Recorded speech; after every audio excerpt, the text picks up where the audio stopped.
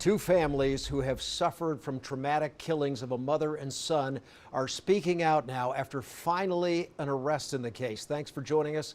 I'm Brian Malahi. Mika is off tonight. The suspect in the Saratoga Springs murders is just 16. Natalie Wattis has the story tonight after speaking with neighbors and hearing from families.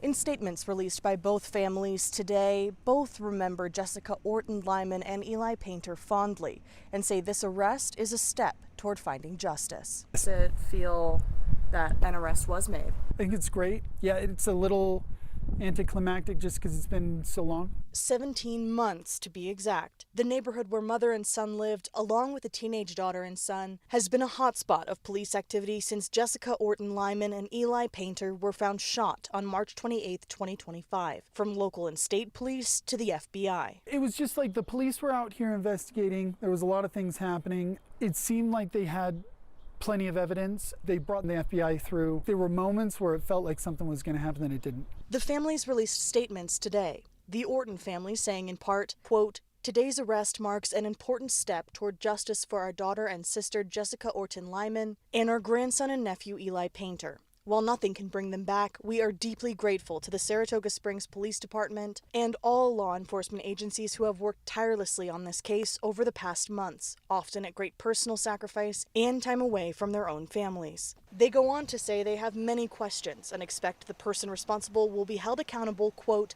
"without excuse, exception, or leniency." The Painter family saying in part, quote, "For more than a year, our family has lived with an unimaginable loss. Jessica was a devoted mother whose strength and love touched everyone around her. Eli was a bright, loving little man whose laughter and curiosity brought joy to everyone who knew him. They were so much more than the tragedy that took them. Their lives were filled with love, and they deserved many more years together. While this arrest is an important milestone, it does not erase the great pain that's in our hearts every single day. We are grateful to the investigators, forensic teams, FBI, prosecutors, and everyone who continues to search for answers." In a news conference Friday, the Saratoga Springs police chief acknowledged the lengthy investigation. We also recognize that this has been a difficult and lengthy process for these families.